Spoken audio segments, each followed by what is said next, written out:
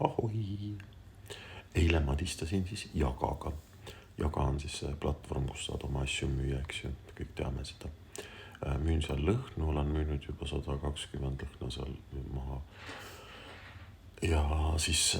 mitte alatihti, aga tuleb nagu see, et lõhn on näiteks pandud plokki, et seda ei saa müüa, kuna see ei ole originaal, et on fake toode, siis ütleme nii. Ja siis eile mida jumala sita keema ausalt öelda, et lõhn, mida pole isegi keegi tellinud, siis keegi suvakas on seal raporteerinud, et see on a la siis fake toode on ju. Ja see toode või see postitus või selle toode läheb siis nagu peitu, ütleme nii öelda, et seda ei saa osta nagu. Kirjutasin siis Jagasse, et kus sihukene või kes see sellise tagasiside annab siis, kui ma pole seda lõhna üldse läbi Jaga müünud, et see saab olla nagu fake lõhn on ju. Siis mäletan, mis sealt vastati, suht sihuke ümmargune mull tuli ainult, et ma pean nagu tõestama, sina, kogu aeg sinatasid nagu, et vabandage, ma ei ole nagu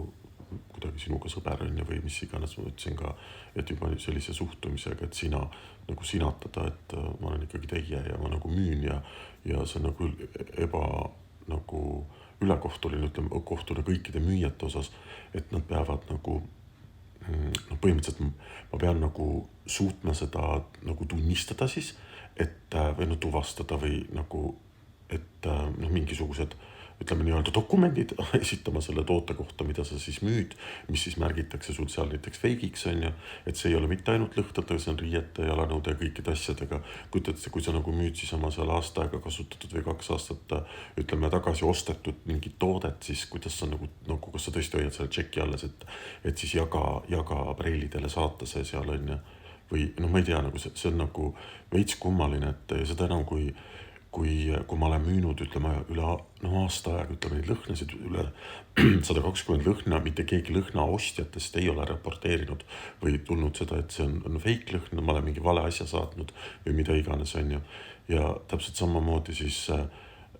et kui kaua sa Eestis müüd nagu mingit fake asja, mul on veel ju lehed ja teistel platvormidel samamoodi, eks ju. Näiteks ma räägin ainult endast, aga üldiselt mind ajas nagu tigedakski see, et kas tõesti iga inimene, kes siis tahab sinna midagi müüki panna, kui sul on mingisugune firma asi, sul peab olema nagu igaks juhuks nagu mingisugune tšekk või asi, et sa saaksid siis nagu tunnistada, et sul on see ikkagi õige toode, et sa oled selle ostnud. Ja see on originaal on ju, ja mis teine absurdakas on ka seal veel, et sul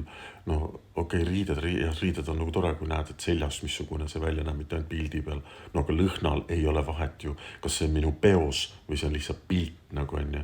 et asi nagu põhimõttes ma läksin nagu selles mõttes nagu tigedaks ja ütlesin, et okei, et mul on olemas kõik materjalid, kust mul lõhnad tulevad ametlikult, ja saatsingi neile selle ja ma ütlesin nii, et nüüd edasi ma annan info siis sinna, kus ma need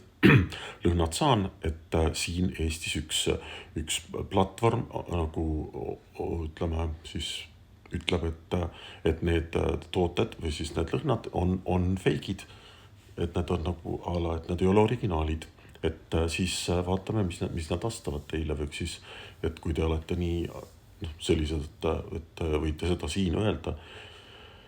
siis vastukiri tuli see, et vabandame, et oleme tekitanud teise ebameeldiva tunde on ju,